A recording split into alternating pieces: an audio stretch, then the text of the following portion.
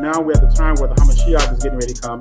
And hidden riches of secret places, that thou mayest know that I am the Lord. Last words, brother. Shalom, ma. All right. Shabbat shalom. Shabbat shalom. All right. Shabbat shalom, Yasharel. That's right, man. Shabbat shalom. God, Shabbat shalom, Israel. Pray that everybody's having a blessed Shabbat wherever you're scattered to the four corners. All right. As you can see the title, the white man is my brother. The doctrine of fools. All right, you already know what we're going to get down with on this one. And all right, we still one in the comic box. All right, that is great. So we're going to be hitting on a hard hit topic. All right, that a lot of our people are split on even unto this day. And we're going to show you some devastating facts from the scriptures. All right, we're gonna let the scriptures speak for us.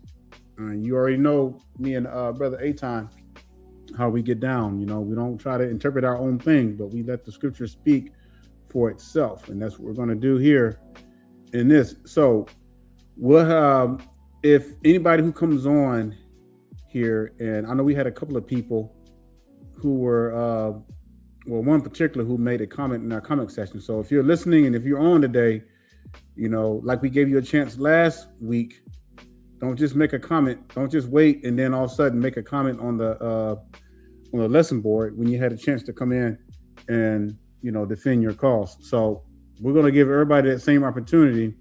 Anyone, you know, who still believes that Esau today is the white man. So as we go through, you know, you're going to have your chance. So we're going to go ahead and get into the scriptures. We're going to do our scripture reading, Jubilees chapter 2. And we may start off. Can you start off with the first one? First two. Is it like four of them? Yeah, go ahead, Op.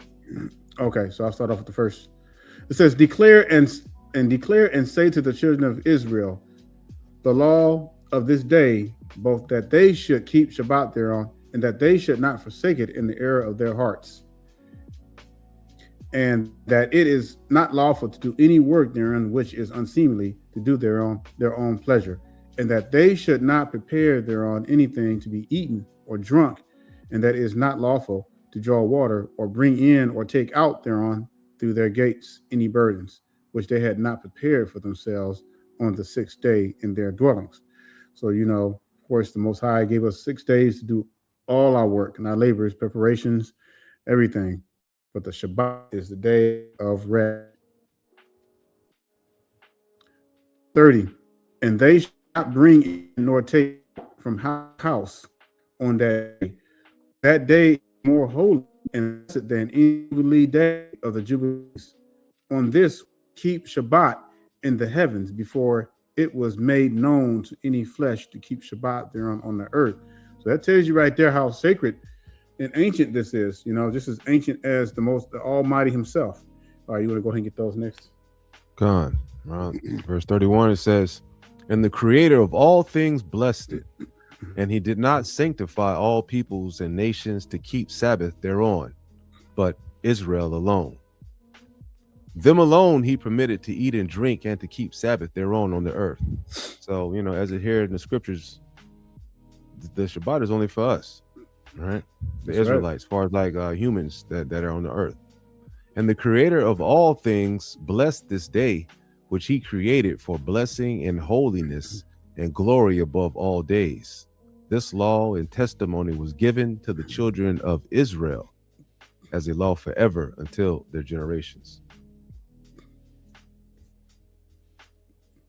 Oh, praises to the Most High. And, you know, man, every week, you know, when the Shabbat's here, you know, it draws us closer and closer to the end days. We can already see, man, we're living in a day of crazies, you know, crazies of crazies, all kinds of stuff that's happening. Before we start breaking down Genesis 36, I want to ask y'all something, Yasharel. I want you to put on your thinking cap for a minute. And I want you to either answer yes or no in the comment box. All right. So if you take an Israelite man, Israelite brother, and he marries a Caucasian woman, will that child, the children that they bear, will that child be Israelites? Will they be like the same look as we look, with our dark skin, the brown skin, will they still be Israelites? Yes or no? So I just want to make sure that we kind of lay a foundation here. All right. But this could also be for any nation as well. Yeah, right? So any nation. it doesn't matter if it's a Chinese person mating with a white person or a Chinese person mating with an African person. It doesn't matter. You can equate the same thing to any nation. Right, but there's a reason why I'm specifically calling out Europeans, though. Okay, so you said no. So what if that mulatto child marries another European and then have a baby with that mulatto father and that child? Would it still be an Israelite? Not even close, right? So you see, as you begin to mix your seed with the Europeans, that seed gets constantly destroyed. It's destroyed after the first time you do it. It's spoiled, because that's what spoiled means in the scriptures. It means that the seed is destroyed. Now, here is my issue. All right. And here's the thing that I always wondered why people do. Now, if Jacob and Esau were both black, then why today does everybody think that why would people call Esau the white man today? Help it make sense. If you can't prove it, that means you got to throw it out.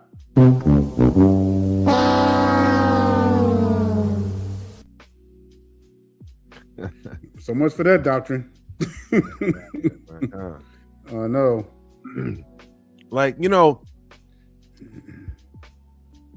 What we had to do, Brother Daniel and myself, we actually just sat back and we actually just, for the first time, really just sat back and really did some research on Esau and see what was really going on, right? According to the scriptures.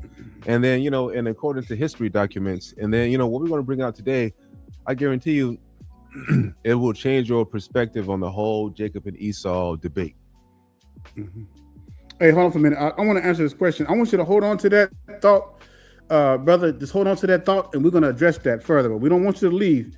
But I'm just going to read your question just for edification. It says, Numbers 1 says your pedigree is determined by the father. So if the father is Israel, that child is Israel. That is not true. That is not true. That would take 5 seconds to go over. Yeah, okay, we can go over it, but let me just give you an analogy. I'll look at 118. Let me just go ahead and pull it up. We'll deal with it right now. Let me give you an analogy, brother. So if you take a full-blooded pet bull and mix that dog with mate with a German Shepherd, are you saying that pup is going to be a full-blooded pet bull? Absolutely not. It's science. This is why the Most High tells us not to mix our seeds. So that had nothing to do with the state of what the father was as far as the gene, because they was marrying within their own race. That's what you got to understand. They weren't out marrying heathens. Right. I was going to bring that out right quick. Right. So it says they assembled all the congregation together on the first day of the second month, and they declared their pedigrees after their families by the house of their fathers, according to the number of the names from 20 years up. From 20 years old and upward. Right. So what this is talking about is, let's say, for example, if I'm from the tribe of Judah and my wife is from the tribe of Levi, right? And we had a child, right? The child is going to be from the house of Judah. Now, if you married a heathen, what would it matter? You have no house in the land of Israel. You see what I'm saying? Like, so it doesn't even equate to that. So let's say if you married a heathen and you had a child by the heathen, why would the lineage be in question? Right? This is only talking about for our family alone. If you marry and you have a damn heathen child, you know what I'm saying, a mamzer, it says in the scriptures. Like those are slave children, right? Or you know what I'm saying, those are bond children. Those aren't children of the blessing. So those don't even matter at all. Man, hey, you can go through Ezra and then you can read the whole situation of Ezra, and it talks about mamzers and how they even had mamzer children trying to come back into Israel along with their heathen wives. And before the plague struck, man, they had to get kicked out of Israel. Yeah. You're not going to find nowhere in the scripture that states that if you marry a heathen, that your child is an Israelite. That is the furthest thing from the truth. This is something that the camps teach. Ayok, when you get done, I'm going to follow up with Tobit 4:12. Okay, Con. Oh, you already got it on screen? You want me to pull it up? I got it on screen. All right, go ahead, Slocky. I'm going to take this off. What? All right, so let's follow that with 12. So I'm going to back up. This is going to back up what Brother Aton just read in Numbers. All right, so remember, during that time when it said the pedigrees, it was within their own house. All right, it wasn't with the heathen. So let me show you what Tobit 4:12 says. It says that beware of all whoredom, my son, and chiefly take a woman of the seed of your fathers. What does that say? Beware of all the whoredom, my son, and chiefly take a woman of the seed of your fathers, and take not a strange woman to be your woman, which is not from your father's tribe. So if you go back to Numbers 1, where it talks about 1:18 about the pedigrees, it was to be of within the tribe of Israel. All right, so we are the children of the prophets, Noah, Abraham, Isaac, and Jacob. Remember, my son, that our fathers from the beginning, even that they all married women of their own kindred, and were blessed in their children, and their seed shall inherit the land. That's a cut right there in itself, because it's saying that if you had children outside of your own kindred, then your seed would not inherit the land. You know why? Because that seed was not promised the blessing. Only the Israelite seed was promised the blessing. You can't go to another nation and make babies with a heathen that had no covenant with God and expect God to bless that child and then get in the kingdom. That's not going down. And then I know where you're going, because we've had discussions about this. Ruth was an Israelite. She was just living in the land of Moab, just like a lot of our forefathers were living in the land at that time. So just like we living in, we're in America, but are we Americans? No, we're Israelites. We just happen to be in the land of our captives. So you got to keep in mind that a lot of our people still lived abroad. That doesn't mean that they were of that nation or they were the people of that nation. But I mean, that's something we can go over later without getting too far. But looks like you're kind of trying. It's like you're trying to like reach for the, reach for something that's not there. So, and it's going to get slammed down every time. So unfortunately, our people don't take the time to really search the scriptures and break them down. So, all right. I'm going to bring up. This man said that Laban's the servants were heathens. Are you serious, man? We'll go over that later, man. Hey, we'll go. Yeah, man. Like, come on, bro. That they all from the same bloodline over there, man. They are, man. That is insane. Yeah, well, we'll go over that later. Oh my god. Hey, he must be GMS, man. He must be from GMS, because GMS is, I think, they're the only ones that teach that doctrine to like that, man. You know what? Hey, so let's just I guess, man, let's just start with the lesson. You know what I mean? Well, what do you want to start with Genesis 36 first? Yep, and then we'll entertain the other questions later. So we don't because I'm pretty sure he just saying God believes that Esau is the white man. So he's in the right place. All right, Con. Right. So we're just going to break down a few things here dealing with Esau from the scriptures too, and like the prophecies dealing with his destruction, and things of that nature, so we can show you today that I mean like, what kind of sense does it even like, when has the white man ever called you his brother? You know what I'm saying? Like, these camps out here with this outrageous doctrine that'll tell you that the white man is Esau, and the Esau turned into Idumeans, and they still here today, and this, that, and the third. But we're gonna show you the utmost truth of the facts. Go ahead. I'll tell you. That's right. I'll take the first 10. All right. Genesis 36. It says, "Now these are the generations of Esau." Now, for those of you, I'm asking you all to be patient with us. Just hold your questions, hold your comments. Let us, it's all we respect. Let us get through this, and so we can show you. Don't let pride build up in you. Because the spirit is at work here. So, and if you let that pride build up, you're gonna miss out on what's being show through the scriptures. It says, "Now these are the generations of Esau." All right, generations. What does that mean? That means the lineage, right? Who is Edom? So we already know that Esau is Edom. All right, that's evidence. That is clear as day. But let's go on. Verse 2, it says, Esau took his wives of the daughters of Canaan. Who was Canaan, Yasharel? Who did the lineage of Canaan came from? Ham. We'll put this on the board, right? All right. Go ahead and read that out. Okay, right. Ham, the youngest son of Noah, probably born about 96 years before the flood and one of 8 persons to live through the flood. He became the progenitor of the dark races. Okay, so we see that Esau's wives were from Canaan, and that is right from Ham, and Ham is the what? The progenitor of the dark nations, the dark races. Go ahead, Salaki. Go ahead. I'll finish. That's reading. right. That's right. Canaan. Ada, the daughter of Elon, the Hittite, and Abilameth, the daughter of Anna, the daughter of Zibeon, the Hivite. So all of these are descendants of Cain or Ham. All right.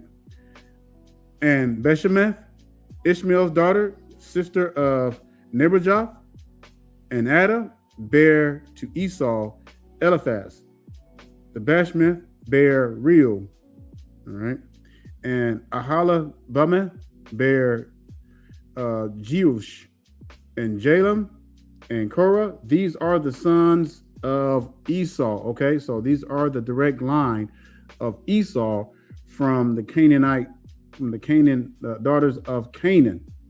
All right, so that means that they would still be dark-skinned race, which were born unto him in the land of Canaan, because Esau wasn't a white man that came out. See, the way the camps teach it, because he was red, and we're going to cover these specific things. You know, they say because he was red that he was a white man. I mean, that's the furthest thing from the truth. White people didn't even exist until just a little bit over 2,000 years ago. Verse 6. And Esau took his wives and his sons and his daughters and all the persons of his house and his cattle and all the beasts and all his substance, which he had got in the land of Canaan. Who was Canaan descended from? Did we say it was the Europeans out? Ham. No, it's Ham. You sure it wasn't some kind of like off-bred European or something? The land of Canaan, and went into the country from the face of his brother Jacob. All right. For their riches were more than that they might dwell together, and the land wherewith they were strangers could not bear them because of their cattle. Thus Esau dwelt in Mount Seir. Esau is Edom. So if you look up Mount Seir, you want to pull that up right quick? No. Hold on real quick, right? But before we go there, right? Does anybody know in the comment section how Esau got to dwelling in Mount Seir? Right? Who was the original inhabitants of Mount Seir? Right? Because this is going to be another cut. Does anybody know? Right? The Horites, right? The Horites was the original occupants of Mount Seir, that whole area over there, right? So, who is the forefather of the Horites? Again, it's Ham. So it's a dark nation, right? So if you know the history between, right, and the war between the Edomites and the Horites, right, when the Edomites ended up taking over, right, Mount Seir, but before then, they did what? They intermarried. That's how they grew in power and grew a nation. So if they intermarried with the Horites, who was another dark nation from Ham, what color are the Edomites? Now, we're just dealing with color for right now. So we see that 100%, if we have whole nations that come from Ham intermixing and intermarrying with the Edomites, there is no way in hell that they could ever be an albino culture, an albino race.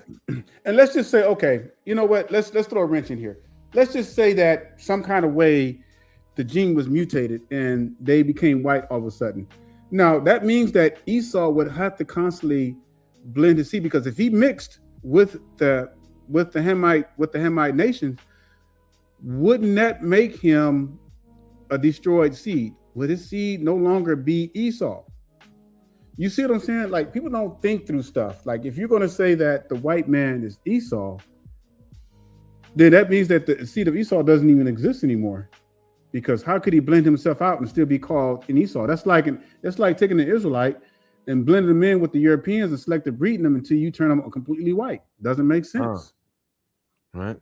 What does it say right here? Deuteronomy chapter 2, verse 12. It says, who the Horims also dwelt in Seir before time, but the children of Esau succeeded them when they had destroyed them from before them and dwelt in their stead, as Israel did into the land of possession, which the Lord gave into them.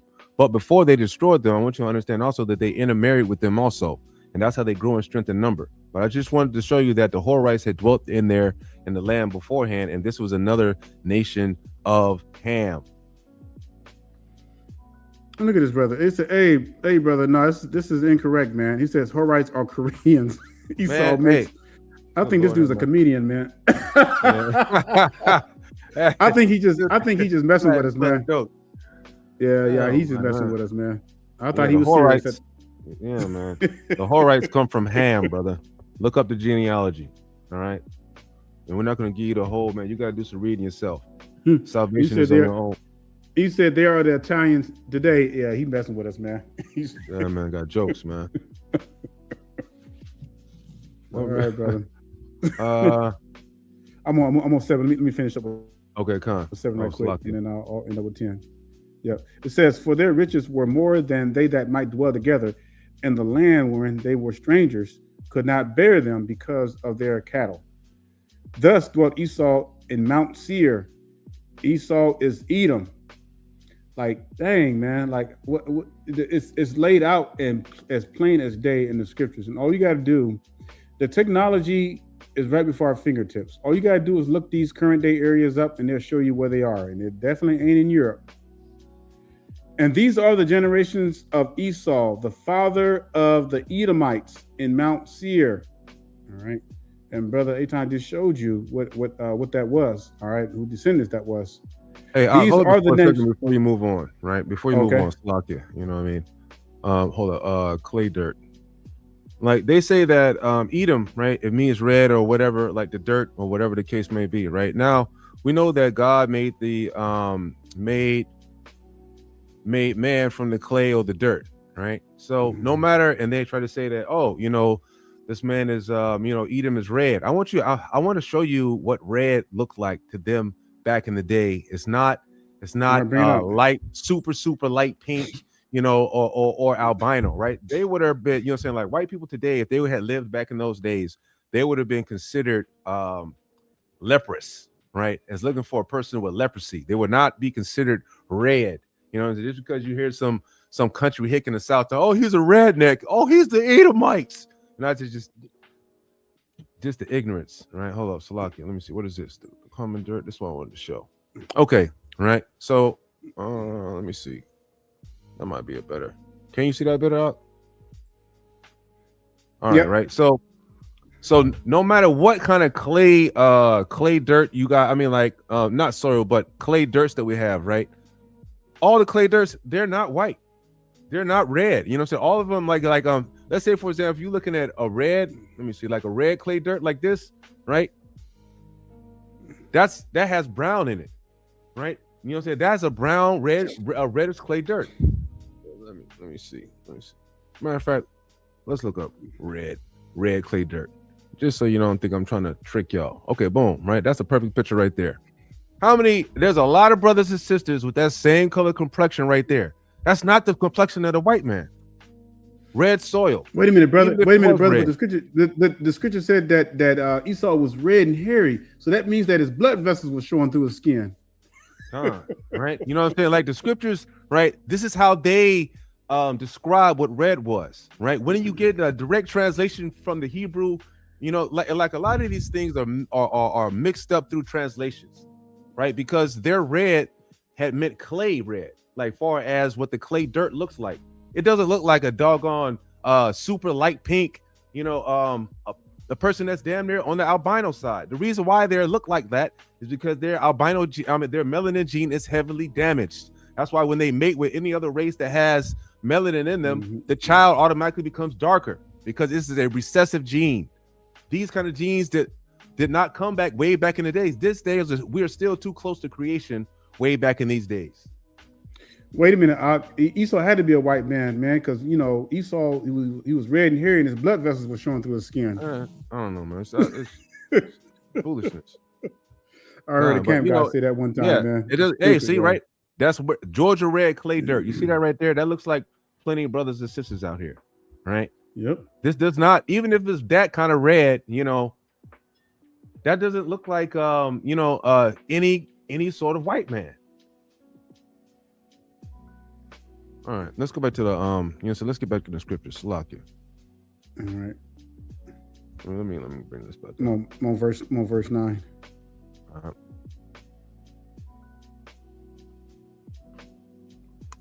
All right. And these are the generations of Esau, the father of the Edomites in Mount Seir.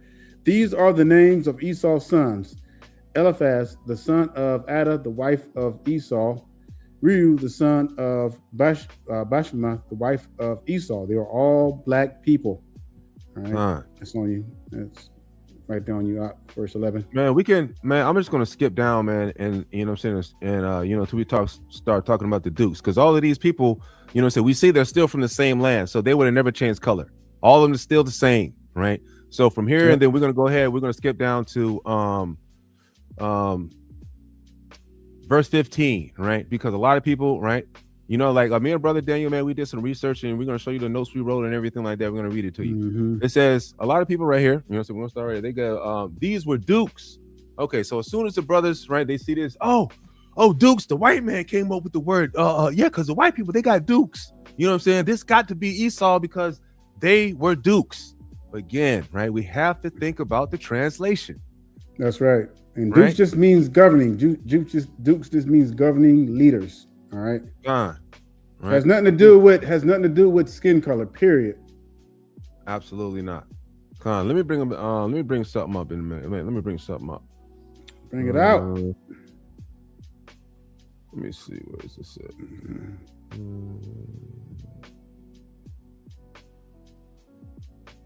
Dukes. Did I?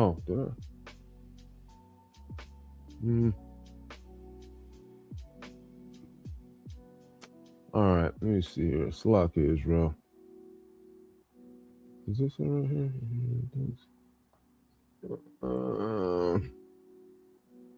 What did I do with it, man? Salakia. I had that joke. Hold on. Israel, I'm famous for doing this. Here we go. I got it, Israel. Salakia. All right, let me pull it up. Let me pull this up real quick. Jeez, took me forever. All right, stop this. I'm trying to show this. Okay, Salakia. All right, boom, right? So, right, when Brother Daniel was doing some research, right, it's like, why did they use dukes doing the translation right there? Right, that's what you got to realize, right? It don't have nothing to do with, oh man, the white man is the dukes, and so that's why they started to use dukes. It says using dukes, right, was a translation choice or a liberty taken by the scholars to describe the position held by the family of Esau in terms that a 17th century English reader would easily understand. Here is exactly why the translation happened. The original Hebrew word, right? The original Hebrew word details the genealogy in Esau in Genesis 36 that we're going over right now. The word used for his descendants, aluf, right? And the word aluf translates roughly to what Brother Daniel said earlier, right? Chief, leader, or head of a clan. It stems from the Hebrew root word eleph, which means 1,000. Therefore, aluf was essentially the leader of a clan containing 1,000 people or a tribal chieftain, right? Why the translators chose duke, right?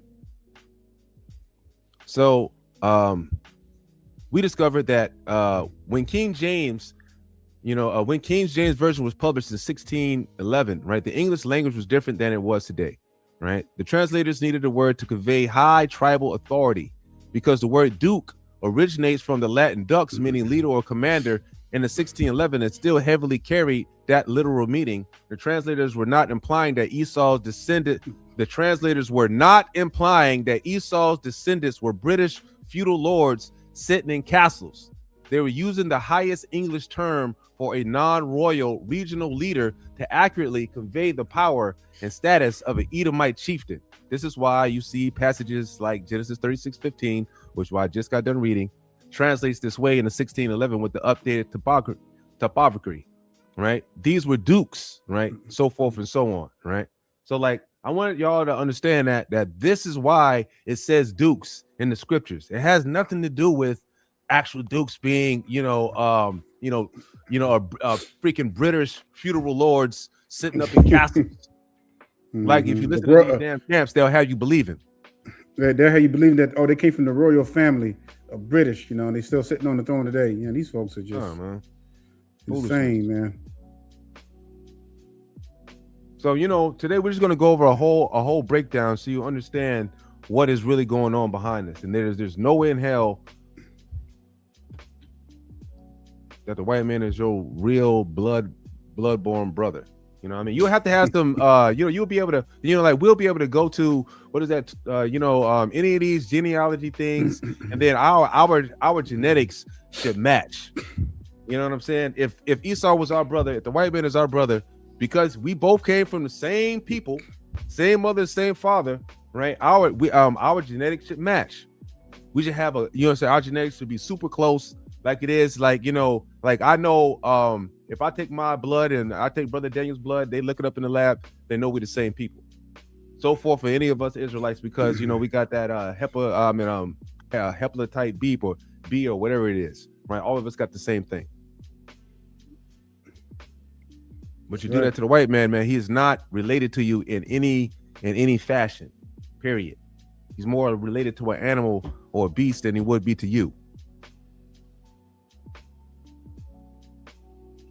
Let me see. What are we going on?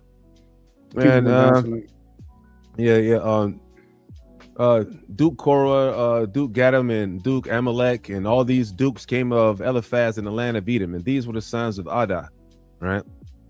And these are the sons of Reuel, sons of Duke, so forth and so on. But we're still dealing with the same people in the same land, right? Exactly. And then I'm gonna go down to 19, and it says, these are the sons of Esau, who was Edom, and these are the dukes.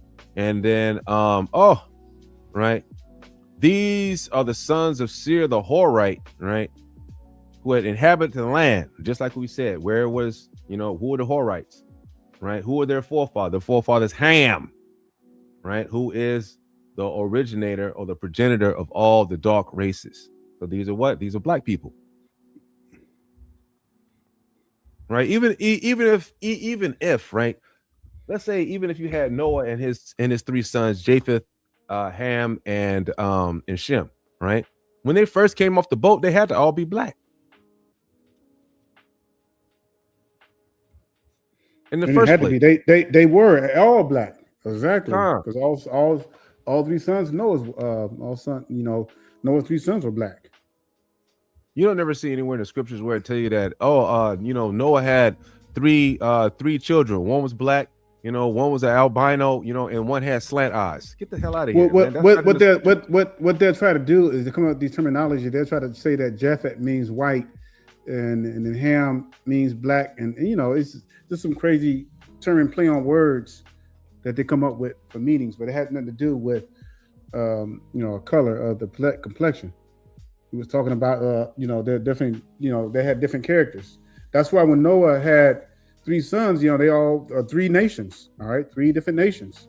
So when people try to say that Esau, the scripture says that Esau, it would be two nations, and that is correct.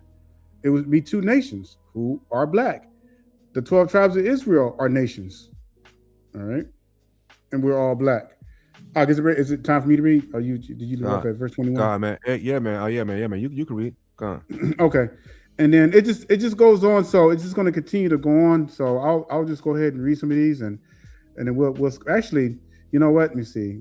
So just read verses 21 through 25, and you'll see that these still all in the same bloodlines. Okay, the same Canaanite descendants. It's just going further and further. So let me go to 25.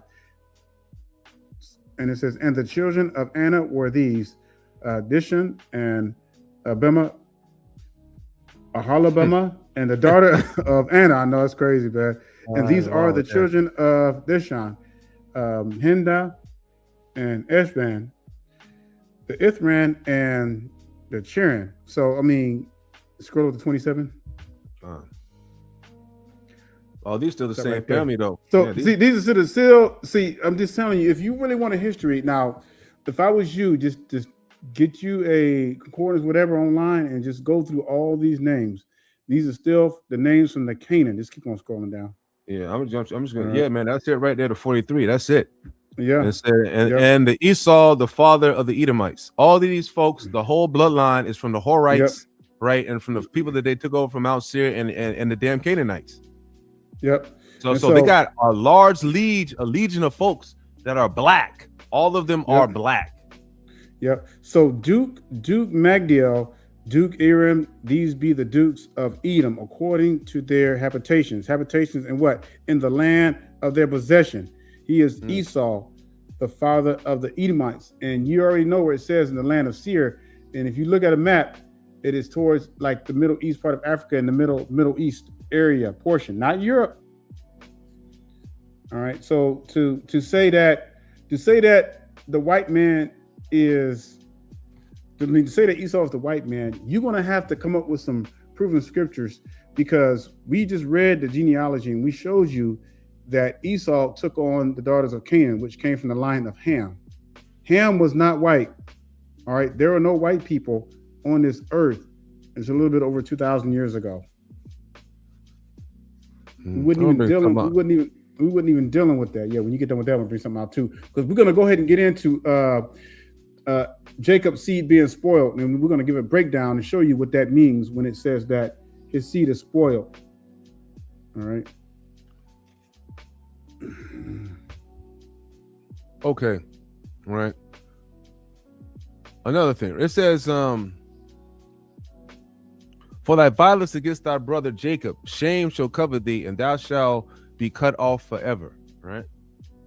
Now, long time ago, Esau already knew that he didn't get the blessing, right? Do you think that this is talking about when everybody dies on the earth, when everybody gets destroyed, or this is something that's going to happen way before the judgment? This is clearly talking about something that's going to happen before the judgment, before everybody else dies, that Esau and his seed is going to be cut off forever, right?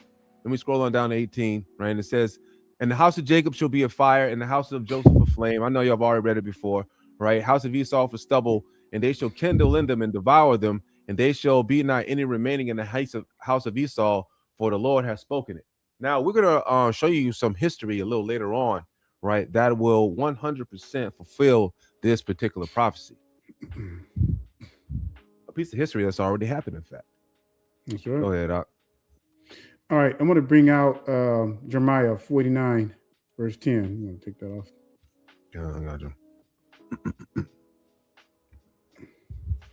All right, and then I want to read this, and then I'm going to give you a breakdown and show you that spoiled means destroyed in the scriptures. All right, it says, but I have made Esau bare. All right, what is he talking about? But I have made Esau bare. I have uncovered his secret places. And he shall not be able to hide himself. All right. So if you're saying that Esau is the white man, then how would he be able to hide himself in the white man?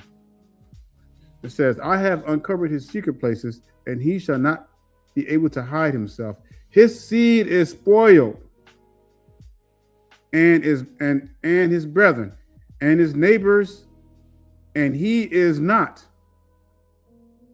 So what does that mean? Now, that tells me that the scriptures are saying that it's going to get to a point where it has gotten to a point where Esau's seed has pretty much been completely wiped out.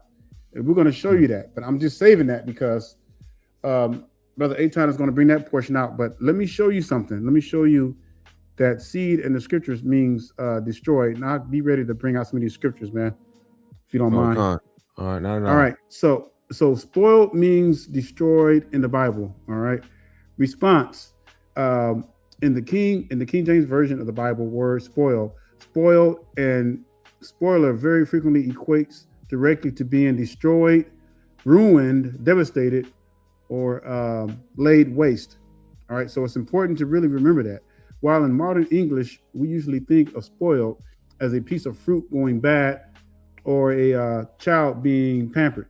In the 1611 English vocabulary, used spoiled to mean utter destruction, violent, plundering, and ruining beyond use. All right, so that's a form of destruction, right?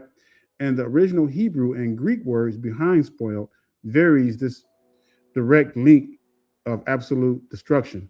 All right, Hebrew, shadad, or spoiled, or shud. The primary Hebrew root translated as spoil or spoiled is shadad, which literally means to devastate, all right, violently destroy. Just like, okay, me and brother Eitan did a lesson and we talked about destroying your seed. You're not supposed to destroy your seed, like let it go to waste. You know, you ain't supposed to be out there trying to, you know, masturbate or anything like that. It's supposed to only go into a vagina. All right. You're not to destroy. So that right there tells you that spoil can mean destroy, waste. The noun says the noun form is shad, meaning destruction, devastation, or havoc. You want to bring up Jeremiah 4:20. It says destruction upon destruction is cried, for the whole land is spoiled. Yep. Okay. Yeah. Yep. Yeah, suddenly are my tents spoiled, and my curtains in a moment. So it's just letting you know that spoiled is equated with destruction. Meaning here, spoiled in the direct parallel with destruction. The hand of the paperless are being violent, torn down, and destroyed. All right. So let me go back up for a minute. They said the land and properties. Slakia. Yep, land and properties. Yep. Let me go back over here right quick. Let's read this. It says, "But I have made Esau bare. I have uncovered his secret places, and he shall not be able to hide himself. His seed is spoiled." All right, so let's make sure, because you got to understand what spoiled is. It's destruction. So that means that it's getting to a point where it's going to come to a time where Esau's seed is completely destroyed, and you're going to see when that actually happened.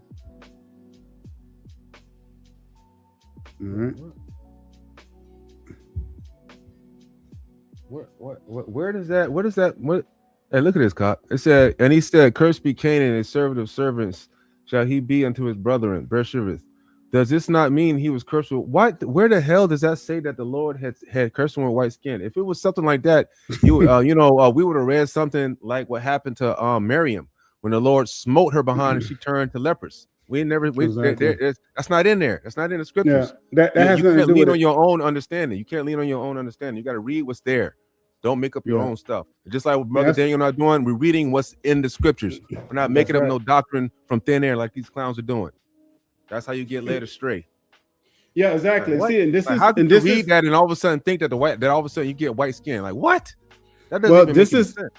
And this is why you have the doctrine Esau is the white man, because a brother like that trying to manipulate and trying to, or a sister trying to reach. Now you're probably quoting something that you heard from the camps, maybe, I don't know, but this is why you have to strictly lean on the scriptures, and of course you have documentation that you can read as long as it's going along with the scriptures. All right, so let's look at Jeremiah 9:19 here. It says, now we're still talking about spoiled, right? We are equating and using precepts in the scriptures to show you that spoiled means destruction.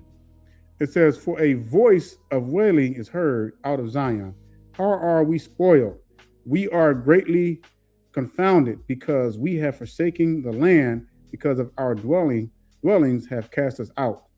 Meaning the people are crying out because their nation had been utterly ruined,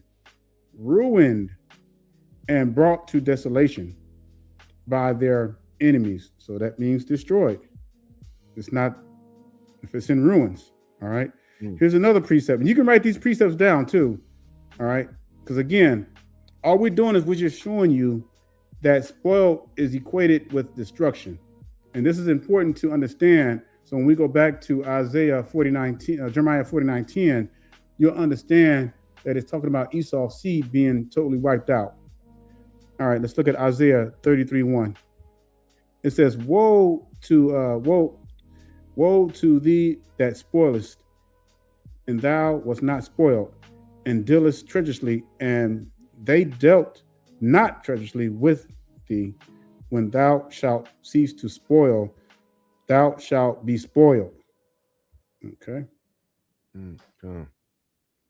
Meaning, this is a declaration against the destroyer, Babylon, Syria. It means woe to you who destroys when you haven't been destroyed yet.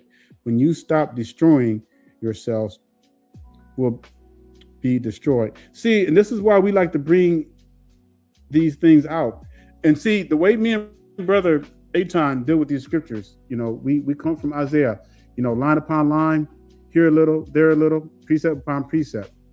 All right. There's too many people out there that are on YouTube and social media all over they're leaning on their own understanding. They're just coming up with stuff that they think in their mind, and they're making stuff up. And this is how everything gets so confused and confounding. All right. 2, Hebrew, Sheket, another major Hebrew word translated as spoiled or marred, and Sachet, which means to corrupt, ruin, rot, or wipe out, destroy entirely. So let's look at another comparison. Jeremiah 18:4. Hey, I'm just and thinking. Again, go ahead. Like, man, first of all, you had to be like, man, okay, so when did all of a sudden you got they left the land, I'm saying? Like, where's the history where they left the land of Mount Seir and went on a world conquest? You know what I mean? Exactly. Come on, man. I'm sorry, man. Yep. And then when brother Aton pulls this out, I'm gonna pull up Mount Seir. I'm gonna pull up ancient Mount Seir on the map in its current location today, so you can see it, because we're not leaving no stone unturned. All right. It says, and the vessel that is made of clay was marred, spoiled in the hand of the potter. So he made it again another vessel, meaning the day vessel was completely ruined, broken down, and destroyed from its origin design, so that the potter had to crush it and reform it. All right. So here it is in the Greek. All right.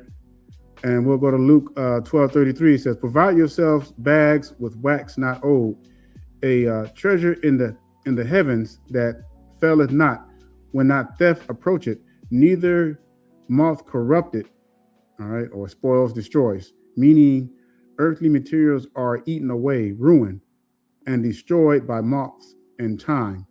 All right. So you can just pretty much do the research for yourself and just look this up and compare the scripture. So now let's go back to Jeremiah so it'll make more sense to you. All right. Let's make this bigger here. All right. Jeremiah 49:10. It says, but I have made Esau bare. I have covered his secret places, and he shall not be able to hide himself. His seed is spoiled, means destroyed. So that means in this day and time, okay, that tells me that Esau does not even exist, and his brethren and his neighbors is not. All right. Hold up for a second. Give me 1 second. All right, brother. I'm just going to catch you up, right? Because I don't think you was here in the beginning. Brother Daniel was telling you earlier, right? Just the same way you have mamzers or mixed children, right? If you have an Israelite mixed up with have a child with a heathen, the child is a mamzer. It's no longer an Israelite. The same thing goes with any other race. You have a Chinese man, have a baby with a white woman. They call it a Wasian. It's not even a Wasian or whatever. You know what I'm talking about. So it doesn't matter if you mix your seed. You can't, if you mix your seed, you destroy your lineage. That's what it is. If you mix your seed, you destroy your lineage. So you can't be like Esau mixed with Chittim. No, that don't mean he became all of a sudden he's still Esau. He's no longer Esau anymore. Exactly. He's nothing. You know what I mean? Make it make sense. This comes right. This comes from that fruity ass Salaki, man. This comes with that crazy doctrine that the seed of the father, whatever that nonsense is, that you think you can just all of a sudden, an Israelite just can have sex with any woman on the earth, and then you can make a child, that can get a chance at the kingdom. Are you kidding me? God hates the other nations, right? They're the enemies of God. You're not going to be able to, especially in today's time, like, back in those other days, right? You would take wives of the other nations, but that's after you conquered them, killed all the men, and the women were virgins. You're not doing that these days. You know what I'm saying? Period. So even if you wanted to try to come up with some kind of caveat to try to, fulfill your lust, for the other nations in some kind of way, and saying that, yeah, you know, some kind of way you've done birthed the Hebrew, by that man. No, man, that it does not work. It's just foolishness. That's right. Go ahead, Oxalaki. Nope, no, I'm done with mine. Go ahead. All right, I just wanted to read that part again. All right, let me bring out yeah, you know what I'm saying? So we're gonna still stay on the topic of Esau being destroyed, right? It says Malachi what? And I hated Esau and laid his mountains and his heritage waste for the dragons of the wilderness, right? This means that the earth is still here, right? This is a crucial prophecy saying that the Most High, he hated Esau and he gonna laid his mountains the wilderness. It's not talking about in the end times or anything like this. And this also comes from the misunderstanding of the prophecy of saying that Jacob is the Jacob. What is it out, man? Break that down for him real quick. Hold on for a minute. Oh, which one was that? I was pulling up something. When Jacob grabs the hill, you know what I'm saying? Go ahead and break that. Oh yeah, yeah. So let me read. No. Where it says, man, you know how on the breakdown where it says pretty much where Jacob's the Jacob's the beginning and Esau. Esau's the beginning and Jacob's followed after or whatever. Yeah. Pull that verse. Yeah, go ahead and pull that up right quick because I'd rather for them to see it while I'm reading it out. Hold on, man. I just wanted you to break that down real quick so I can continue on with this. Well, that's fine. So when it says that Esau is the beginning, that Esau is the end, Jacob is the beginning, Esau is the end, that prophecy already happened when Esau sold his birthright. But we'll pull that up though, because people will use that to try to say that, well, Esau's gonna be ruling in the last day. No, Esau's end came to an end when the blessings went to Jacob. Facts. All right. He was just on the earth. Now Esau had much wealth, but he definitely wasn't the chosen son because he didn't have the birthright anymore. But when Eitan gets on reading this, we'll bring that part up. So it says, and I hated Esau and laid his mountains and his heritage waste for the dragons of the wilderness. Whereas Edom saith, we are impoverished, right? And we will return and build the desolate places. Right now, we're going to show you also how this has already happened. Right, and this has already happened. Where Edom says, "We are impoverished, and we will return and build the desolate places."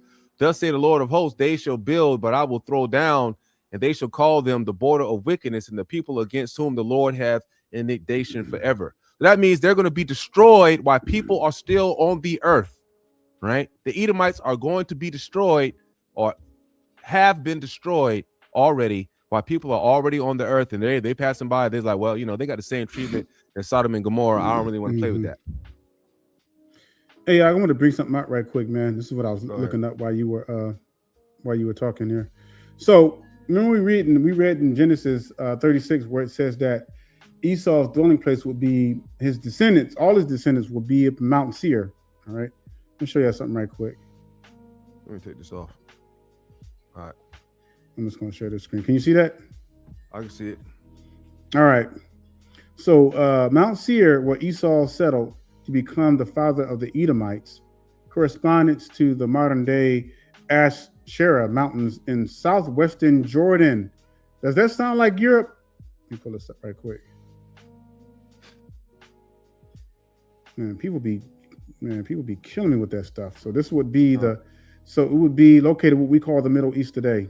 And see, this is why some brothers are saying that the Arabs are Esau, the Arabs, but that's not true either. All right, especially if Esau's seed is destroyed. But it would make sense. It would make more sense than Esau is the white man. I can tell you that much. I mean, that's just since they dwelt in Mount Seir in that area. All right, go ahead,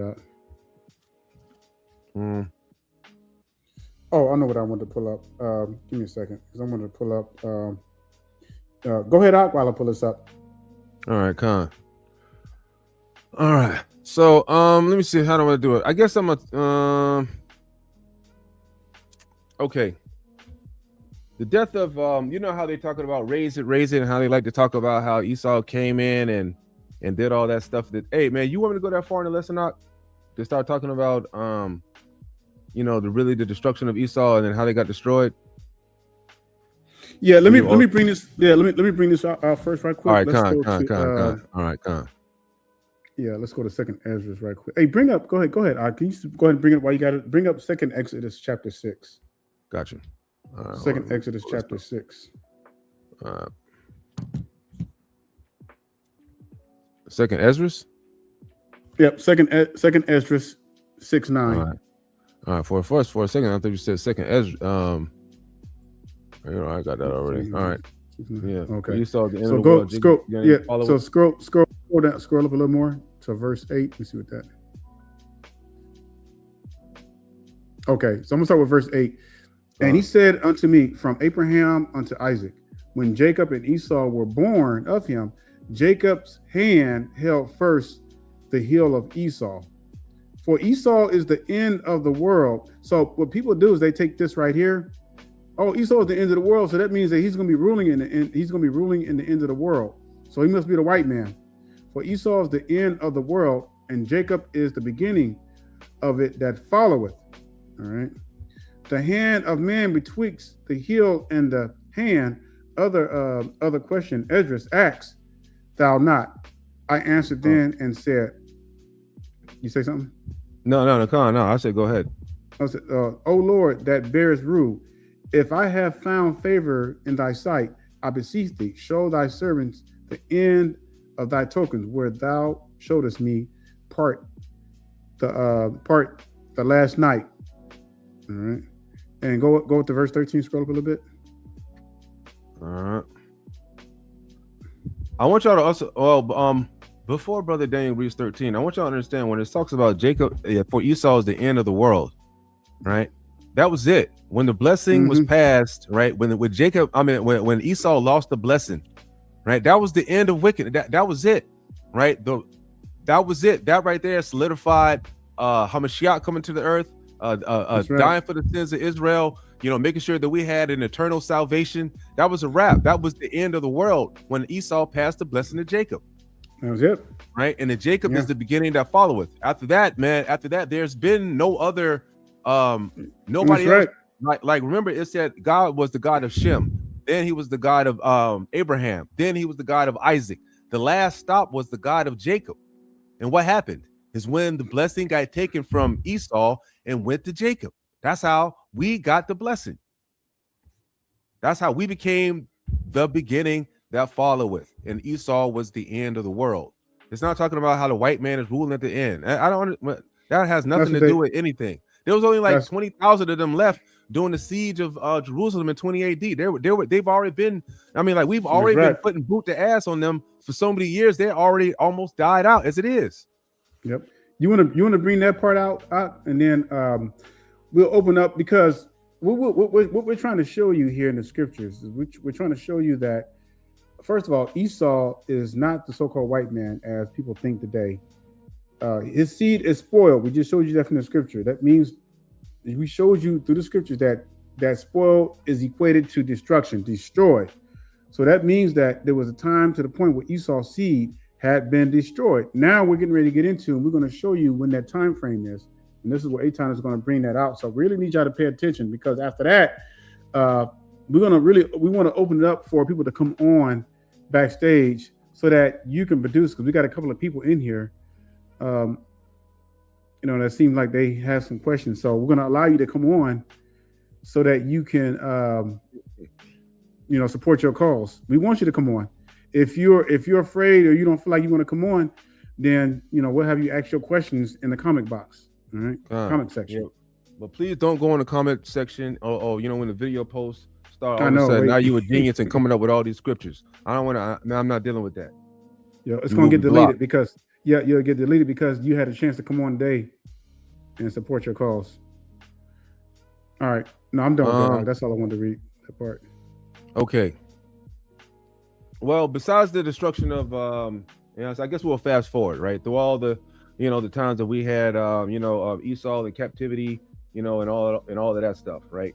Oh, wait, did you want to bring out, did you, I think you said you wanted to bring out something in, was it Jubilees 9 or Jasher 90? One of those? Do I? No. I'll be all right. Nah. Okay. Nah. I won't. Nah, I'm good. I was thinking about it, but Okay. I'll bring it out later. I'll bring it out later. All right, good deal. All right. Because we want, like I said, we want you to have, we want to save the time for you all to come on because, hey, you know, we want to hear what scriptures you have to support that Esau is the white man, so we can break them down for you. Yeah, it's just a miscommunication or just like a misunderstanding. A lot of our people just having the scriptures, right? Because it's like the Christian church, man. You sit back and you just listen to somebody tell you and it fills your head up with nonsense instead of actually reading the book and understanding for yourself. And we got the scriptures that, you know, that we got those famous questions. Well, they got those famous scriptures that people use to try to say that Esau's the white man.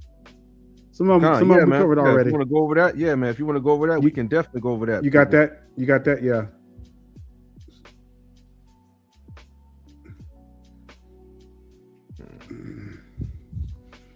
But yeah, man, people use all kinds of stuff to try to say that, and we covered some of them. One of them was his seed will be spoiled. He has mixed himself amongst the nation. Hold on for a minute. But again, be thinking about some questions, you all. All right. Have any of y'all have heard of Flavius Josephus? Right. This guy, he wrote a book called The Wars of the Jews. Now, what y'all don't understand is after the scriptures had already been written, right? This one, you know, after 70 AD and all of that stuff had happened, right? We're going to go down a little timeline and, you know, we're just going to show you, you know, what happened to the rest of the Edomites, you know what I'm saying, based on other history accounts. So you see that, man, these boys, you know, they do not exist today, right? And then we can also corroborate that with the, you know, with the destruction of Israel. So this is something that Brother Daniel and myself, we was, you know, prepared for you guys. Give me a second here. Let me remove this. Let me add this up. All right. I want y'all to pay attention. There are no more Edomites today. All right. So this is something we prepared. Says how the Idumeans died by mind of the Brody Hills, because by the time they had destroyed, they had tried to raise it, as you like to, as the camps like the favorite verse they like to talk to teach about. And you know, talking about how they helped destroy the temple in 70 AD. So it says, so we're gonna read. So I'm just gonna read a little bit of the stuff that we had came up with for you guys. All right, give me a second. All right, the final destruction of the Idumeans, right, which y'all know already are the Edomites, right? Occurred during. Remember now, the final destruction of the Idumeans, the Edomites. So we're talking about the death of the Edomites here, meaning that they are no longer on the earth today, right? Even if there were one or two Edomites here and there, their seed would have been gone by now by breeding them out through other nations. It's destroyed, right? So it says the final destruction of Idumeans, Edomites, occurred during the climax of the Jewish-Roman War in 70 AD. While a large portion of the Idumean army left Jerusalem after realizing that they had been tricked by the Zealots, a faction of them chose to stay, right? The ultimate end did not come in a single battle, which everybody likes to think, right? But through a brutal combination of famine, internal civil war, and the crushing might of the Roman Empire under General Titus. Here's exactly how the remaining Idumeans met their end, according to the historical records that we found in books like, right, Josephus's the Wars of the Jews, books 5 and 6. And there are also other corroborating documents that you guys can look up. All right. So let's go. It says before the Romans even breached the walls, right, the people inside Jerusalem were dying by the thousands, and we already knew that, right, because the Lord had decided to you know, let them boys come in and destroy us. Right, the city had fractured into different warring factions, right? The Zealots under John Gallius, right, and the followers of Simon Bar Giora and the Idumeans, right? What they were doing, they were burning the food supply. In their infighting, the rebel factions internationally burned, right? I mean, intentionally burned the city's massive grain reserves to force the inhabitants to fight the Romans instead of negotiating for peace, right? Look, starvation. It caused a catastrophic famine. Josephus records that the starvation was so severe that the people ate leather from their shoes, belts, and shields, and even some resorted to cannibalism. What does the scripture say in Deuteronomy? Right? We can go to Deuteronomy right now. We can, you know, say we can bring out the doggone scriptures that they're showing that this is a fact. hold up, Salakia. Let me go back to Deuteronomy 28 real quick. Let me see. Let's get these scriptures, Salakia.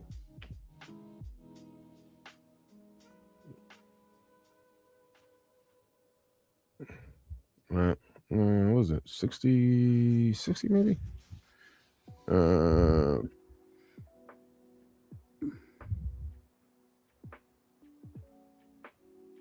it is. Boom, right?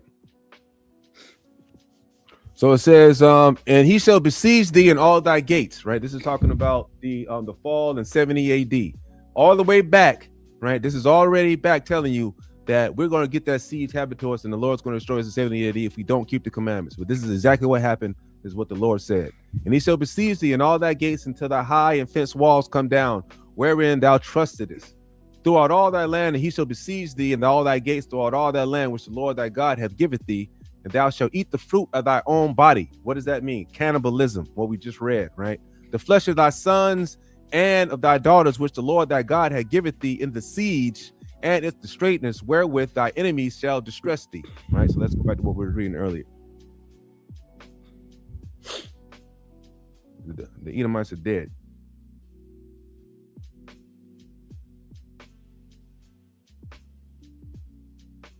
Right? Starvation. Right? Starvation.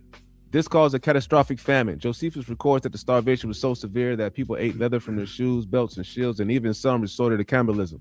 Many Idumeans trapped inside the walls perished from this engineered starvation before ever seeing a Roman soldier, right? The failed defection, right? As the siege dragged on,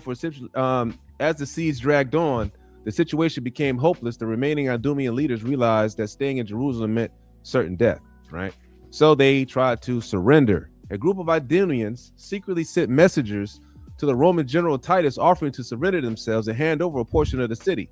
Titus, who had grown exhausted by the siege, actually agreed to let them defect, right?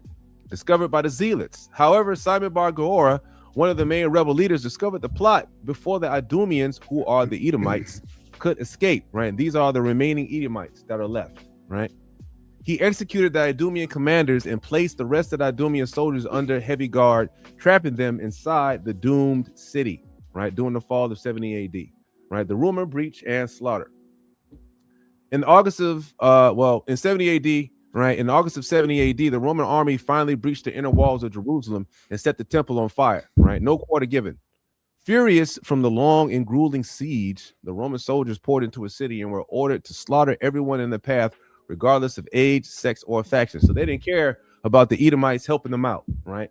They didn't care about the Edomites so mad at us, they brother, that they wanted to raise a temple and do all this other stuff. The Romans didn't care. They was killing everybody. They didn't pick no sides. If you was there, you got caught in the fight, you got killed. The Idumeans, right, the bloodbath. The Idumeans fighting alongside the Jewish rebels were cut down, right? In the streets, in the temple courtyards. Josephus notes that the blood from the massacre was so deep in some places that it actually put out fires in the burning of the city. Dog, man, they got destroyed. Not every single person was killed by the sword, right? When the Romans finally grew tired of killing, Titus ordered the remaining survivors to be taken captive, right? Any surviving Idumeans were captured were subject to the same fate as the Judeans, which means that during the fall of 70 AD, the Lord's like, you know what? I'm taking your brother with you. Ain't nobody surviving. That's right. When I get rid of Judah, right? When I get rid of the Israelites, I'm gonna make sure that Esau is gone. He's gonna get wiped out permanently. The only one that's gonna be left is the only one of the sons' bloodline is gonna be left is Jacob, right? So over the siege, over the Salakia, any surviving Idumeans who were captured were subject to the same fate as the Judeans, right? Brothers, they had got stuck together. Those over the age of 17 were either sent to hard labor in Egyptian mines or sent to the provinces to be executed in arenas by gladiators or wild beasts. Those under the age of 17 were sold into mass slavery. Right. And so this is going to be like the final, the final notes that we're going to put. It says the fulfillment of the prophecy, what me and Brother Daniel was bringing out earlier. After the dust settled in the destruction of Jerusalem, the Idumeans were completely shattered, the Edomites, right? Their homeland, Idumea, Edom, had already been conquered. Their leaders were dead, and the survivors were scattered as slaves across the Roman Empire. They had quickly assimilated into the surrounding Gentile populations and lost their tribal identity, which goes back to what Brother Daniel was telling you earlier, right? You can't, you know what I'm saying, if this person mates with that person, and that person mates with a different person, and so on and so on, you're no longer the original bloodline. You turn into something else completely, right? They quickly assimilated into the surrounding Gentile populations and lost their tribal identity, meaning there are no more Edomites. This marked the absolute end of the descendants of Esau as a sovereign people, perfectly fulfilling the prophecy of Obadiah 1:18, which we was talking about earlier, about what? And the house of Jacob shall be a fire. What does that mean, right? Jerusalem was on fire, right? And the house of Joseph a flame, and the house of Esau for stubble, because they got taken down with us. And they shall kindle in them and devour them, and there shall not be any left remaining of the house of Esau, for the Lord has spoken it. Right, man, now you got a lot of people. I don't say people cannot see that, man. How that's the that happened exactly. And that tells you right there when it happened. Shortly after 70 AD, after they had to flee, and Jerusalem got destroyed. That's a cut, man. That is a cut, Yasharel. So technically, there is no seed of Esau on this earth. So it's beyond me why anybody would still be calling the white man Esau. Well, you may say, well, who is the white man? Yeah, that's a good damn question. Because that thing is a mystery. It is not the creation of the Most High. Some kind of experiment laboratory that we're still researching. But I guarantee you, he is not Esau. Hey Bruce, y'all know what it is. Y'all see any folly in the comment sections, do not engage. Let them talk to themselves. We'll handle it on the back end. Yep. I'm gonna show you something right quick. We're talking about the selective breeding thing. All right. And I'll show you how that stuff works. Now, if you haven't watched it already, I want you to please watch this now. This is kind of dealing with selective breeding, all right? And you'll see why I'm showing you this. But I want you to check this documentary out. It's probably free on Netflix or whatever. You can probably download it for free. You can probably watch it on YouTube for free. But it's about these Aborigine Australians, the Hamites, and they migrated over to Australia. Because the whole earth was black at one time. All right. So these Aborigines that had blonde hair, blue eyes, but they were dark-skinned Hamites, from descendants of Hamites. And these British thousands of years later come along and they started doing this selective breeding, right? So they would take one of the Aborigines and mix them with a white-blooded European or British, kind of blending up, darkening the skin tone. And they did this for 3 generations. And they saw after 3 generations that the Aborigine was complete. The race of the Aborigine was completely wiped out. Now, if you go back to Esau in the beginning, remember we read Genesis 36. It was the same thing. So when he mixed with the Hamite nation, when he mixed with Ham, guess what? He migrated into the Hamite nations and descended. But after that first generation, his seed would have already been spoiled. So when you go back in history and when you start to do the lineage of Esau, you'll begin to see, okay, now we just showed you where current day Mount Seir is, which is east of the Jordan, which is what we call the Middle East today. Not Europe, not India, not some Asian country, but what is so-called the Middle East. And then we showed you that brother pulled up Deuteronomy was it Numbers 1:18? The seed of your father. See, this is one thing the camps. I mean, and it irks me to no end. That doesn't mean that a black man go out and marry a heathen. That was dealing within our own tribes. Right? I want to go. People use that to say that, oh, well, you can be a black Israelite. It doesn't matter who you mate with. That child's gonna still be an Israelite. No, biologically, no. If you mate with a Hamite heathen, no, it's not. You've created a whole brand new race.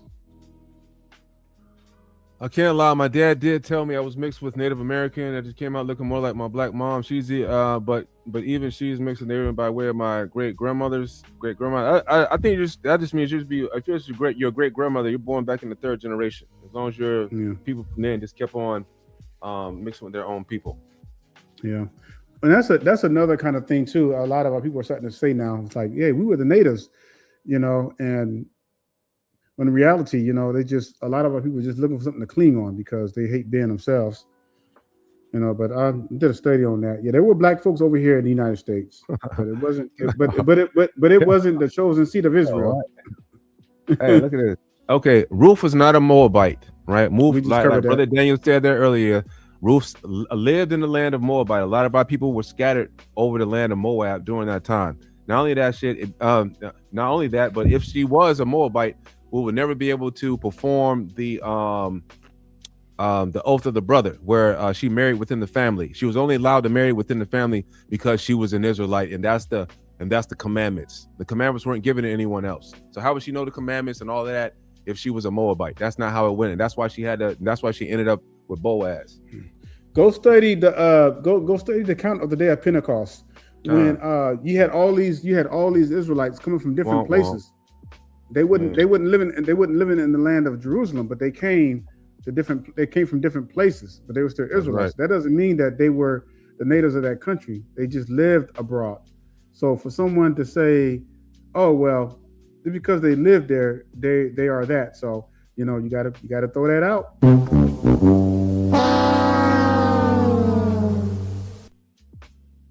Yeah. A lot of people, man, and then like Israel, you gotta understand, you gotta have your mind, you gotta have an open mind. Having a closed mind and don't want to understand or really hear anything, like, man, that's gonna get you destroyed. The scriptures tell you to be humble, right? It tells you to be like a child, right? That's what the scriptures tell you, because the Lord wants you, when you're dealing with the scriptures, right, he wants your mind to be open so you understand what to do, right? What I'm saying? The Lord doesn't say that man, we're lambs. We're lambs, and Hamashiach's the lion, right? He's the Lion of Judah, right? We're lambs, so lambs follow the shepherd, right? We're not supposed to, we only go into war, we only get into something that the Most High directs us directly to do it. But other than that, we're lambs led by the shepherd. This is why when Hamashiach came, right, and delivered us from Egypt, we didn't have to do anything. We just sat back and the Lord did it all. 10 plagues, saying, get him up out of here.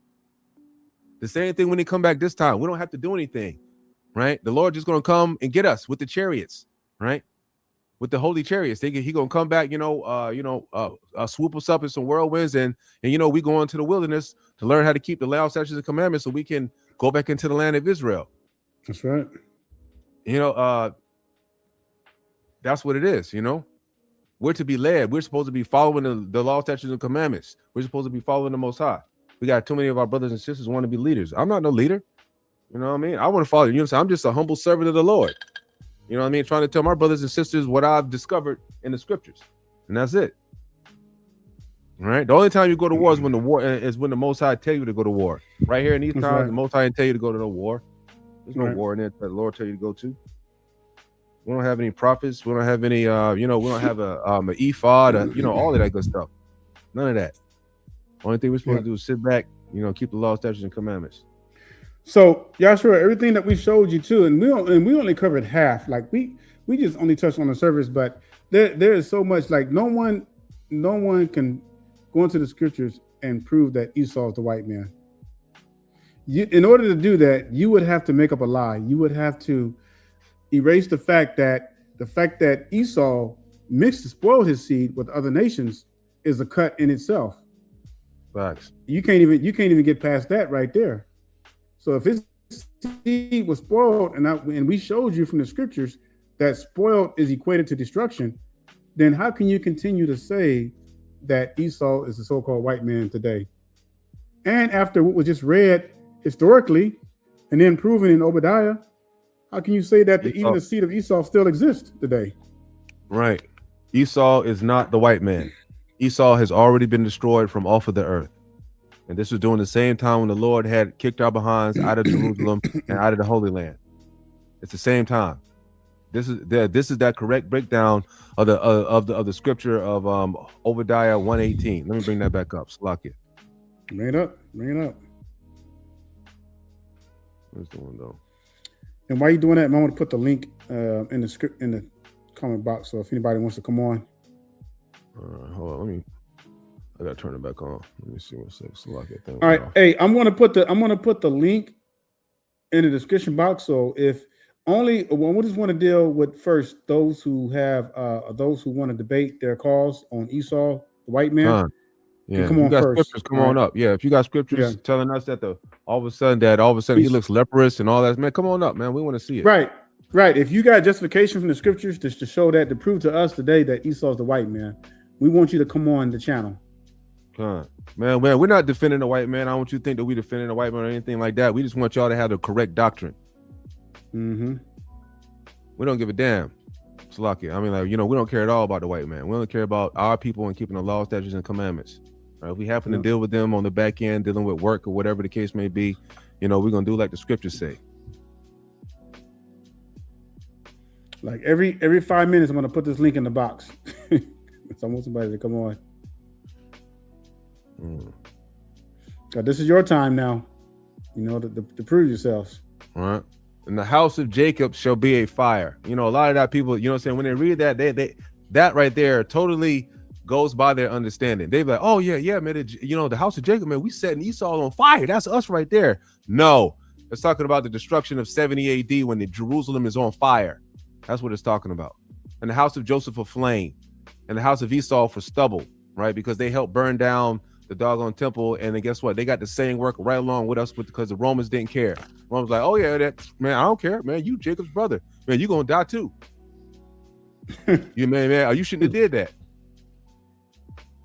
They tried to defect and end up going to gladiator camps and fighting it out and being sold as slaves and got destroyed from off the earth.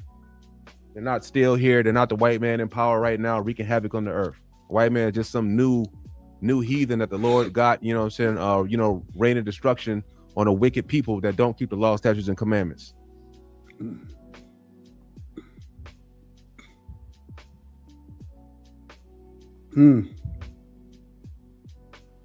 A bunch of black racists. Of course, I'm for my people. Everybody is for their people, right? That's right. Everybody is for their people. What you have done, and why you're salty right now, is you have decided to take a book that is not yours and apply it to yourself and your people. I'm gonna go ahead and send him to matter of fact, the Most High is the racist. Let me show you. I'm gonna prove it to you. In fact, let me get the scripture.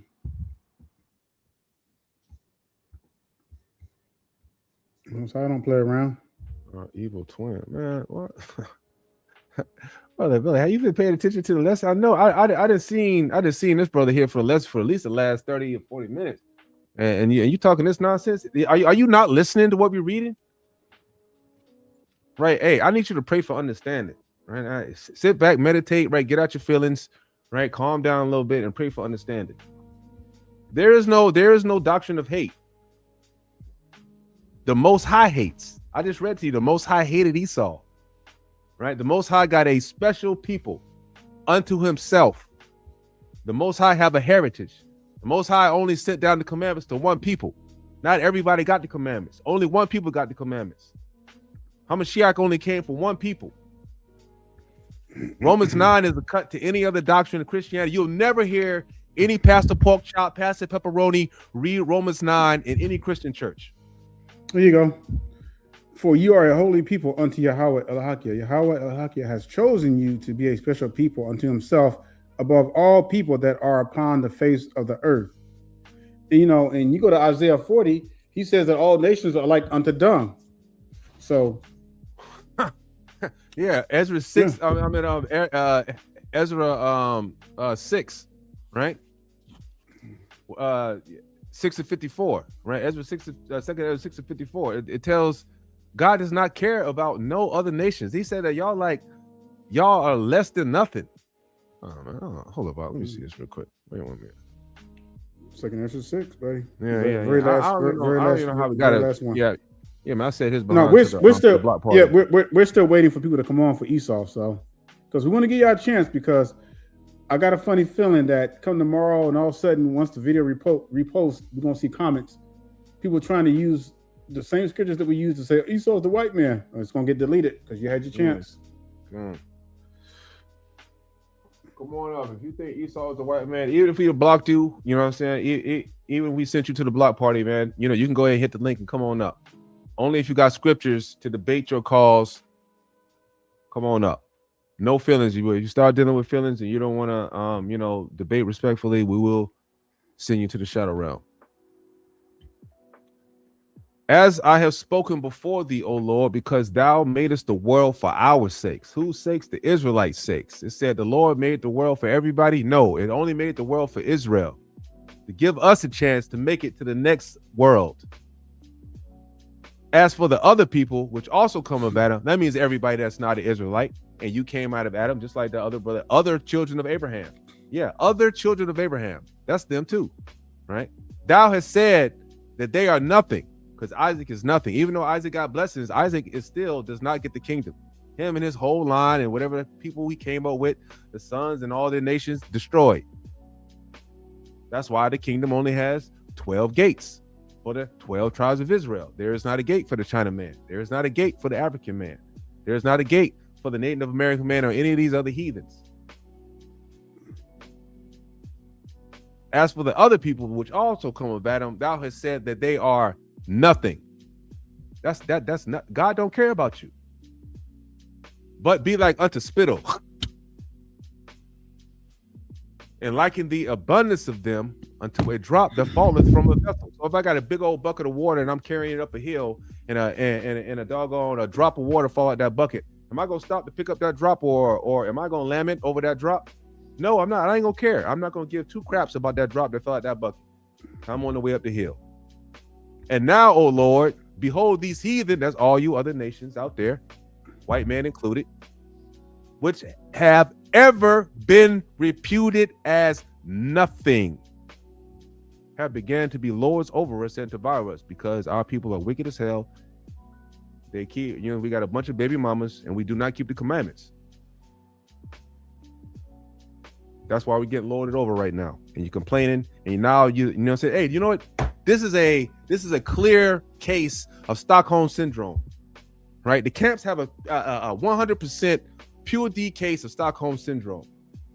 You didn't come up with a doctrine that said that the white man is your brother, that he Esau. Are you kidding me? That is some serious Stockholm syndrome. The same ones that Buck broke our forefathers, put you between a horse, slapped them, cut out their feet, cut off their testicles, all kinds of manner of stuff. Raped, you know, and that's crazy, man. Rape, just constantly rape the women and rape some of the boys and children too. And then they're gonna turn around after slavery and be fearful of us raping their women. Ain't that some crazy stuff? Yeah, but watch this Israel. one here. Here's a precept to what Brother Aton just read too. So Bring it out. It says, behold, the nations are as a drop of bucket and are counted as the small dust of the balance. Behold, he takes up the isles of very little thing. And Lebanon is not sufficient to burn, nor the beast thereof sufficient for the sending smoke of a smoke offering. All nations before him are as nothing, and they are counted to him less than nothing and vanity. See, I'm gonna tell you something. The Roman Catholic Church, they knew our scriptures and they knew what contained in it. So it was providence that they should rewrite, reimage everything by way of translations to try to confuse the people, to try to fit themselves in there. They didn't change, they translated. But what they did is they played on words and they added a few things, you know, to put themselves into the scriptures of salvation when they were never included. Yep. So come on, if you want to defend your cause on Esau, we heard a couple of people in the comment section, well, not this comment section, but there was a brother in the last video said that he wanted to debate. So I told him, show up today and you'll have your chance. Like after all the information that we read, there's no way in the world that you should still believe today that the Esau still exists. There's no way. And if you just came on the channel, just wait till the video repost and you have to watch it from the beginning, because you're not going to understand what's going on if you just now coming on. Yep. Because I mean, some people came on during the middle, so they kind of lost out on the beginning information. Okay. We're gonna stay on here for a while, y'all, until somebody wants to come on and defend their cause. Scriptures are plain. Con. There's no debate. Yeah, that's right. All praise to the Most High. There got to be somebody out there, though. I mean, hey man, I pray that their ears were they're reached and they became edified and came to understand that there's no way on God's green earth that the white man is our brother. I mean, like, even genetically, you already know he's not. You know what I mean? It's just, when Brother Daniel brought out and explained how the seed was destroyed, you can't mix two things. Just like, I can't mix a pet bull with a doggone a poodle and I'm still gonna get a pet bull. That's not gonna happen, right? That the seed is destroyed. You know what I mean? So forth and so on. That's just how we got nations and stuff that end up phasing out, dying out. There's no way. The white man is a product of selective breeding. Like Brother Daniel has showed you earlier about that experiment, how they did in Atlanta, how they had lightened up the whole nation, right? That's right. It's from selective breeding. That's how they got here, right? But it's not Esau, because Esau has already been destroyed. The Lord destroyed him along with us, when he booted us out of Israel in 70 AD. He is not alive anymore. The Lord is not going to all of a sudden drop the blessing, of the chosen one, and all of a sudden let Esau continue to reign on the earth. Man, that's bro. Are you serious right now? Esau ain't kept no commandments, never, and the Lord gonna let him rule. Come on, man. That don't make no sense at all, man.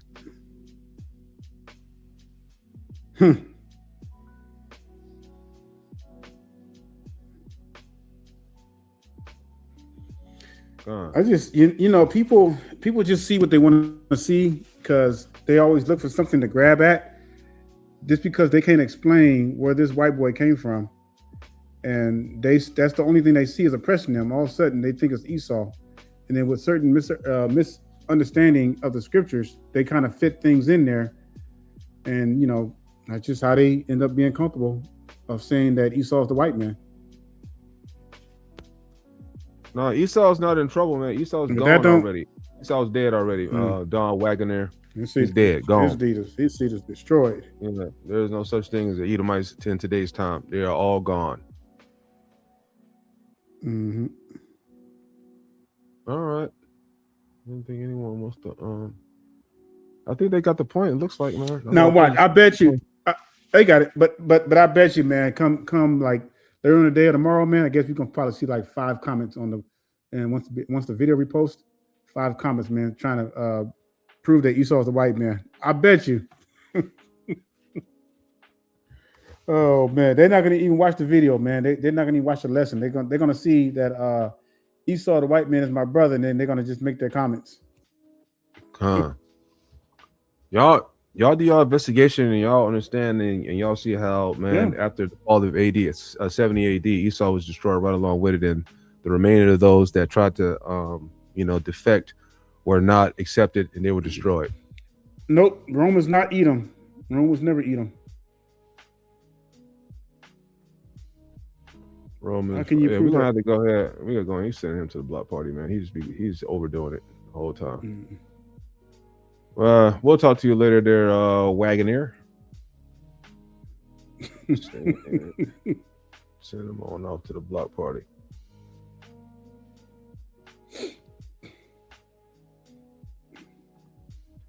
Yeah, no folly. Like I'm saying, if you got something to say, we already put the link in the comment section. You can come on up, talk to everybody, see what your scripture's looking like, and then we can see if you know the truth. But you're not going to continue to plague the comment board with nonsense and BS. We're not going to deal with it. All right. What else, Israel? Do we got anything else? I'm pretty sure, most of the people already are seen to be the guys that, mostly join us every Shabbat. I think they got a good understanding. If any of our, normal listeners, if y'all have any questions or anything like that y'all need answered, or y'all need help with understanding, go ahead, put it down in the comment section. We'll answer it. Or if you want to come up and ask a question too, that'll be good. Mind the Brotherhood, I had a question, Akim. All right, is it dealing with the lesson, Dre P? Wait, what are you talking about, brother? It's dealing with it's okay. It says, brother. So you said white people came thousands of years after Abraham. Just out of curiosity, where can you go? So I'm gonna tell you what I got.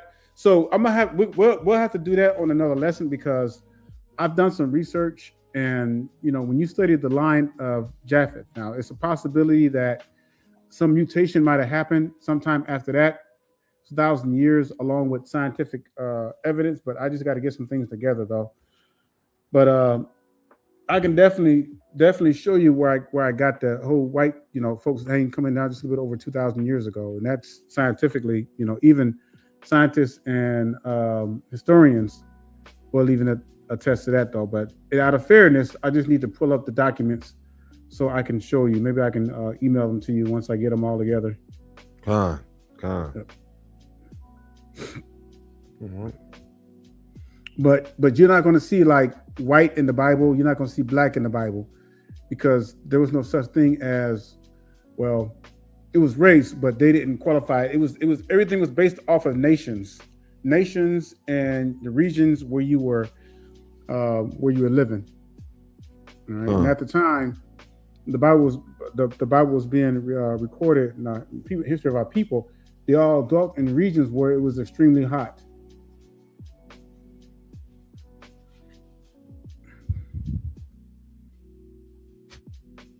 Man, come on, man. Like genetics, it only works one way, Israel. Like for us to continue to have black people, we got to continuously, have children together. That's it. I don't understand how we get this misunderstanding. And all of a sudden that, Esau, if y'all want to say he was red all over, that's fine. We showed y'all the color of red with the scriptures talking about clay red, and that got brown in it. There's plenty of melanin in there. There's no way that you can all of a sudden, turn into the so-called white man today. Right? It's not happening. You know what I mean? Mm-hmm. There is a thing that says that Yaakov. Well, I kind of read into that. You heard about this guy, this big-headed dude with a big forehead, something like that. You're talking about Jacob. They talking about Jacob. Yeah, Islam. They teach that, like the nation of Islam, the black nation of Islam. They heavy into that, and they're saying that that's how the white man was created. However, I don't believe it was that. I believe that they are a laboratory experiment. Whether they were used by way of, this is just me speaking. I'm not coming from any evidence of scriptures or anything like this because it's still a mystery. These people just came out of nowhere because for sure that they are a degenerate race because anything that does not have melanin is not normal. The Most High created everything that the Most High created had melanin. When he created Adam, he had melanin. So like when they came about, how they came about, and me and Brother Eitan talked about this, and I don't know, they could have worked with some unseen forces or something. We know that the Nephilims are the spirits of the earth that dwell, and it says that they dwell on the earth. All right, man. He meant the spirits of the giants. Yeah. Like, man, you know what? I don't understand. Like, why is our people we're so focused on the white man? That just aggravates the hell out of me. You know what I mean? Just like, why can't we put our focus somewhere else? You know what I mean? I know they run and stuff, but man, it just aggravates me that we just always so focused on them. You know what I mean? So I know they focus on us too, real bad, but still, if we just stick to our own, do our own thing.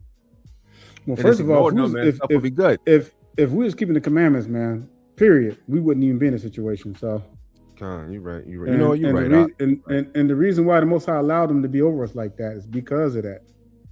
We're not keeping the commandments. So yeah, here we are. We're getting chastised by the very people that we despise. It's like you can't do anything about it. The Most High is trying to tell you need to keep the commandments.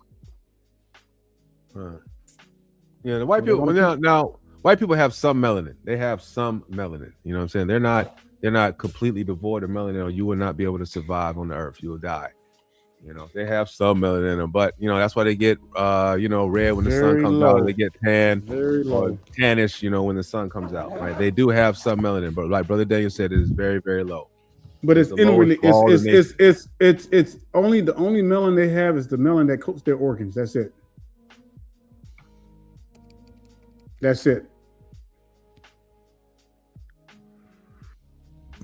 And the melanin is stored up in their melanin spores is why they get darker in the sun or whatnot. But that's a protective agent. right? To get darker than the sun, like I always say, it's a actually, protective they agent. don't. Hold on, you know what I'm saying? To get darker than the sun is a protective agent, so you don't get destroyed by ultraviolet rays. They don't get dark. They turn red. Let me show you. Yeah, no, yeah, but red is a form of melanin. You know what I'm saying? Red is a turn. It's there, but their melanin gene is heavily damaged. But the reason why they change color is because of the melanin that they do have, even though it's not a lot. It's barely enough. Right? They weren't, you know what I'm saying, their melanin spores wouldn't activate or they wouldn't turn any kind of color at all. But you know, their body can't take it. Like their body can't produce enough melanin to protect themselves from the ultraviolet rays, which is why they get skin cancer when they get in the sun. Their body just fails to do it. God, they changed pink. That's right. That's what they turn. They turn pink. And that's like the lowest form. Imagine like barely having any melanin, that the darkest you could turn is red or pink. That's crazy. That pink is not even a real. That's not even a real so-called color. It's just that pink is just the result of being burnt. Yeah. It's like cooking your behind. Right. It has nothing to do with melanin. It's just the result. The color is just the result of the sun rejecting their bodies rejecting the sun because they're not made for the sun. Even if they had a little melanin, and they would be like the Mexicans. Mexicans can, you know, Puerto Ricans, they can sit out in the sun without getting like truly burnt. But it's the lack of melanin that they have. That little bit of melanin turns them that color right there and irritates their skin. Yaakov, the big-headed scientist, created a white man on the island of Patmos. Yeah, that's that false doctrine, right? Yeah, that's that. Hold up. Doggone, man. What's that? The 5%ers? The 5%ers believe that? Or I can't remember. What's the nation of gods and earths? I can't remember, man. You know, they got so many doctrines out here. They got out here, man. I can't remember. Or does that come from what's the doctrine that the Jamaicans have? You talking about Rastafari? You talking about Rastafari? Yeah, man. Or is that Rastafari? You know what I'm saying? I can't remember. Well, Rastafari is the belief. Rastafari is the belief of they know they come from the lineage of King David. God. Yeah. Oh, NOI taught that? Really, man? NOI, they got Nation of Islam. Wow, man, they got that same thing. Nation of Islam. He said NOI. Taught that. Wow, that's the same doctrine. You talking about the big-headed dude? Yeah, big-headed scientist. That's the same doctrine. Yeah, remember I told you. Yeah, I told you that Nation of Islam. I didn't know that. Yeah, the Nation of Islam teach that. They're big on that. Man, that's another doctrine. Somebody, the mother boys teach that too, like 5%ers or something like that too. Them boys teach that same doctrine.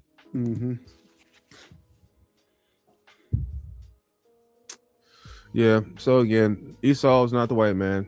Esau has been destroyed from upon the earth. He is no longer here. And if you want to argue about it, you know, we're gonna put it down in the comment section. What's up? I'm just kidding. No, we'll get all the comments, man, when the video repost. Watch. Yeah, we're gonna get all the genes. Because the brothers that was in here last time and are hiding out, and then they're gonna wait until the video repost, and then they're gonna try to post. Khan. Okay, 5% is a spinoff in NOI. Okay, that makes sense. All right, Khan. All right, so that's why he said that the 5%ers. He said that the 5%ers are a spinoff of the Nation of Islam, which is why they hold that same doctrine of Yaakov, the big-headed scientist, created a white man on the island of Patmos. It's a wild doctrine right there. Yeah. We're gonna find out. Hey, right. You know when they try to, and then when they try to show it to you in the Bible, they go to that part and they show you where Jacob was dividing up the cattle from the spotted and the regular ones, and that's they'll say, see, Jacob right here, he was a big-headed scientist. He was working with it way back then. You can see right here, he was splicing genes to get the spotted animals away from the clean. I was like, nah, man, you serious? All you gotta do is just mate two camels. Two cattle that got spots. Then you get spotted animals. Then you take the ones that don't got spots and mate them together. Then the majority of those babies they come out without spots. It's simple. It's not like the man was over there tinkering, because if he was doing something like that, man, he would have been destroyed. Because that's what the fallen angels and the damn giants were doing in the old world. Everything got corrupted in the old world, right? That's why the Most High had got, the Most High had to have 7 of the clean animals, right? You know what I'm saying? He brought, oh no, hold up. How many of the clean animals he brought? You know what I'm saying? It was a bunch of the clean animals the Most High brought. 7. Yeah, 7 pairs of the clean animals, and then 2 pairs of the unclean animals. Con. You know what I mean? So the Most High, man, you had to make sure to pick and choose, and he had them boys, and he had the animals come to the ark. It wasn't like Noah was out here, you know what I'm saying, picking the animals, right? The Lord had sent the spirit to the ones that he knew had not been corrupted to come to the ark to start over again, along with the very first ram that was ever created, which was saved for Isaac. Most High know how to preserve his seed, though, man. That's why mixing, even in the tabernacle, the Most High did not allow mixing of fabrics. I mean, that's just how serious it is. And now absolutely. we should all see after what the fallen angels did. We should all see and know and understand why the Most High is so adamant about mixing and blending. Because what those fallen angels did was like the most abominable thing you can ever do, because they set the whole earth in motion for destruction just by their actions. Mind you, now these are holy angels, man, with spiritual bodies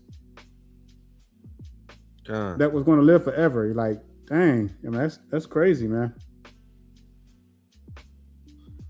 He says 9 years ago I was diagnosed with multiple sclerosis, and they told me I was vitamin D deficient, and gave me meds. I stopped the meds and spent more time in the sun. All praise to the Most High. Melanin absorbs energy. Absolutely. That's right. It metabolizes the amino acid tyrosine and the vitamin K.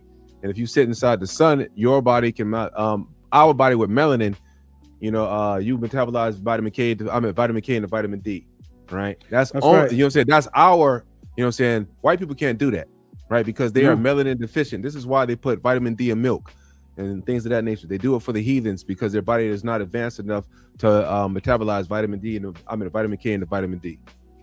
That's right. They have no melanin. The only melanin they have is to coat the organs. But it's something, man. If you studied the UV ray index, all right. So with 12, it's not the highest, but the highest recorded, in the States is like around 12. I think some other countries you had like a 24 UV ray. But our skin is the only, or people on Earth, we're the only people on Earth that can take UV rays and turn it into energy as a healing. But, of course, the powers that be, they know that. So they're going to tell you that the sun is dangerous. I even heard a report, man. Seriously, I heard a news report. I had to laugh so hard. They said that so-called African Americans die more of skin cancer than white people. Man, when I heard that, man, I fell out my chair, man. I'm like, who paid them to say that? I know, man. I was like, man, I grew up around tens of thousands of blacks, man. I've never met one black person with skin cancer, not one, until this very day. Now, I've met some brothers and sisters who got burned. That's because, they were swimming in a pool that was loaded with bleach. And then when they sit out in the sun, the skin, because when you mix that chemical with the water and you sit out in the sun, that can irritate you. That's why you should not put on any kind of lubricant oil, not even coconut oil, on your body if you're gonna sit out in the sun, because what happens is yourself. That oil serves as an extra variable for cooking, so it intensifies the heat. It's almost like a magnet on your body. When you have oil on it, it conducts into a hotter material, and then the sun hitting against it will actually burn your skin. Yeah, so when you sit out in the sun, don't put no oil on your skin at all. So that's just gonna inflame it. God, to be 100% honest, yeah, you could be out in the sun, but the environment is not like it is today, right? I mean, the environment today is not the same as it was back in the day, especially back in the scriptures. Like, you remember, right? We're reading, we're gonna pick back up with Jasher next week, right? But we were reading about Sarah and how she was 80? It was 80 or 90, and they had to hide her in the box because she was so beautiful. That tells you that the aging process back in those days was a lot slower than it is today. Right now, if you study today, the environment is not the same. Right, one of the biggest things that help you age is the ultraviolet rays that come from the sun, right? And how anyone can see this is that, let's say, for example, you could look at the skin on your face and the skin on your neck, on the skin that are, that the stuff that you keep exposed all the time in the sun, and then you can pull up your shirt or whatever, and then you're like, okay, well, my underbody looks young. It doesn't look as old because you've kept it from the sun, or your legs, they might not look as old as parts that have been exposed to the sun all the time, right? It's because of course, like too much sun exposure, right? It's not going to be good for you, but you should get some sun exposure, right? It is good for you, but just like anything, overindulgence is unhealthy.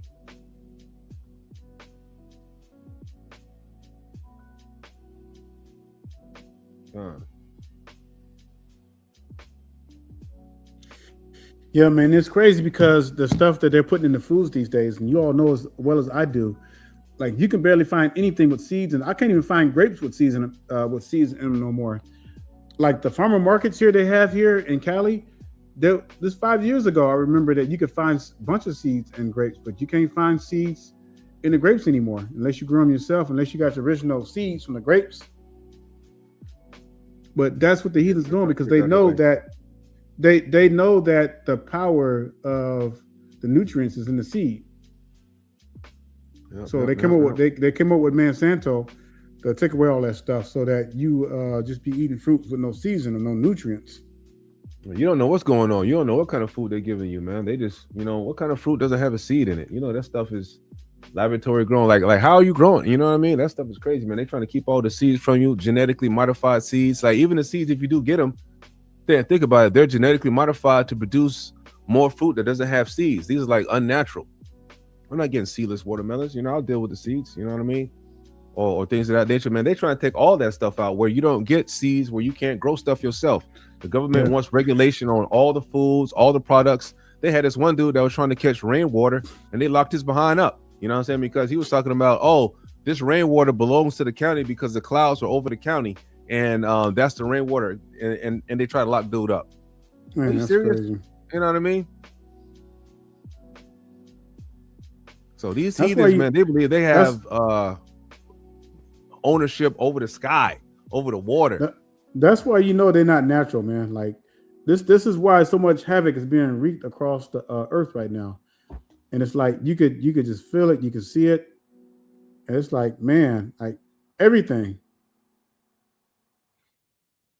It was just like that.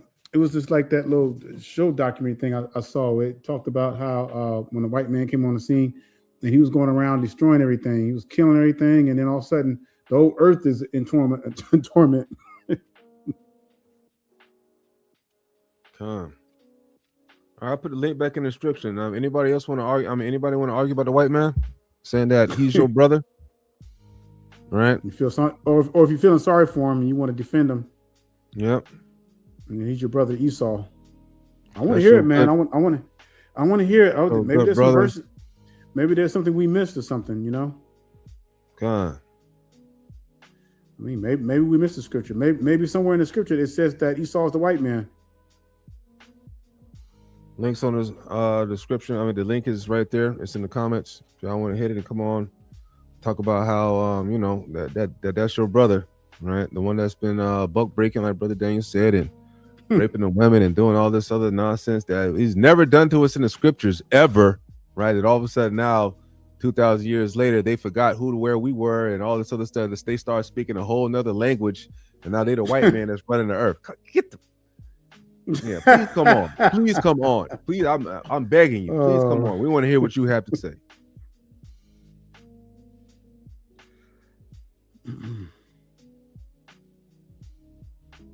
Doctrine of fools. Don't even make no sense. Yes, we know this, brother. Adolfo. Yes, Esau was not white, and he has already been destroyed.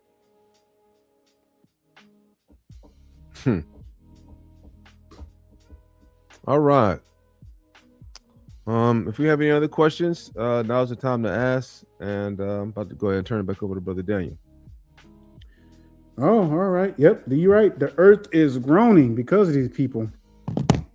This is why you know that these people are not natural. They're not created by the Most High. You cannot tell me that these people are created by the Most High. Absolutely not. And things are look, it's going to get worse. If you think whatever, if you got a mortgage you own, you know, or you paying taxes and everything, you rent, everything is going to go up. Well, it's been going up, but it's going to food, everything. Hey, these folks are going to make sure that you have no kind of rest. None.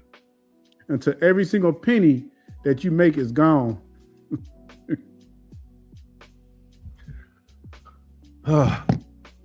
Man. Israel, man, we're in an interesting time, right? Especially with AI and all this other stuff that we got coming together, right? And if you don't stay circumspect, right, you're gonna get left behind, right? You're gonna be easily tricked and bamboozled, right? The Most High, you know, He doesn't raise Israel to be an ignorant people, right? We're supposed to be a wise people, right? So, you know, make sure you use these tools, right, to your benefit, right, to be able to research things, cross-reference things. And also, you know, remember, don't just take the information for face value. Do look it up for yourself and, you know, see what you can find on your own, right, man? Reading should be your best friend, right? That's one of the paramount things that our people fail to do is read. Man, I saw a video the other day. They was asking our people to read these cards, right? This dude, you know, he had, you know, all these kind of words and stuff like atrocious, or, you know, man, just words that, you know, that anybody on the 8th grade reading level, or maybe even a 6th grade reading level, should be able to get, right? But then, man, they were reading, man, our people was just looking,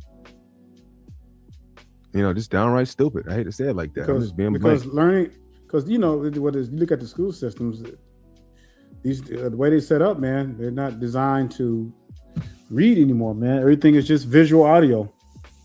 God, right. I mean, I saw a documentary on how kids are being taught in school.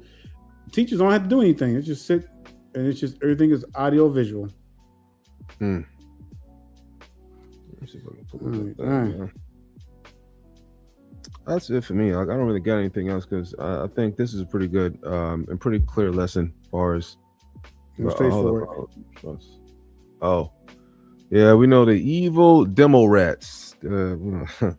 But of course, right, our people, you know, right, dealing with these politicians and politics and stuff like that, man, you know, of course we could pay attention to it, but, you know, we don't get involved in this stuff. You know what I'm saying? We're supposed to keep our trust in the Most High, keep following the laws, statutes, and commandments, and then He will protect us from everything on the outside. Because at the end of the day, man, they both, you know, who was it that said that? Was it George Washington? He said that once they get a two-party leadership, it's over. Because, you know, they're all, one makes you think that one is good and the other is bad when they both sleep in the same bed. But they do the whole pitting thing against one another. So those Democrats that you love to vote for, and those Republicans that you love to vote for, guess what? They are owned by the same people and controlled by the same people. They just created to create division to make you think that you're fighting for a cause.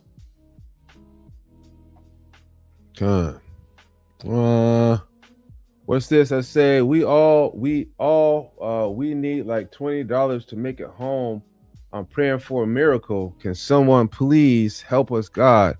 Will you send us? Will you send us? Hold up, bro. Let me see. Okay, you got your shirt busted open. You got gold chains on. You don't look like you keep the law, statutes, and commandments. I got a verse for you, brother. I'm gonna look out for you. I'm gonna help you out. I got a verse for you. Right. It says, give unto the godly man and help not a sinner, right? So you can take you and your wicked begging behind up out of here. We'll holler at you to the block party for you. We don't deal with that. Slog you. Maybe if you had on fringes in the so you had on fringes and you look like you keep the law, statutes, and commandments, Brother Daniel and myself wouldn't have had a problem with giving to you, but we can clearly see. Live not the life of a beggar. That's right. Oh, for it is better to die than to beg. Than to beg.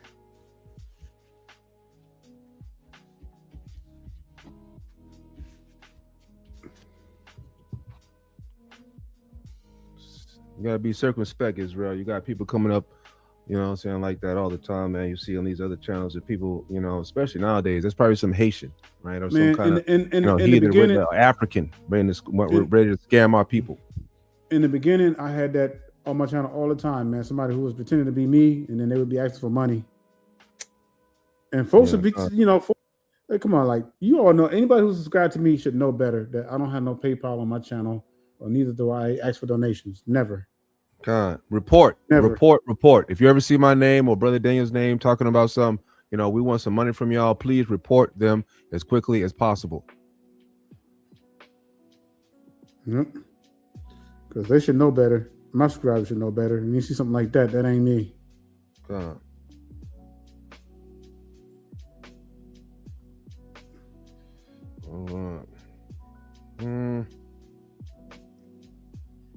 Got anything else, brother?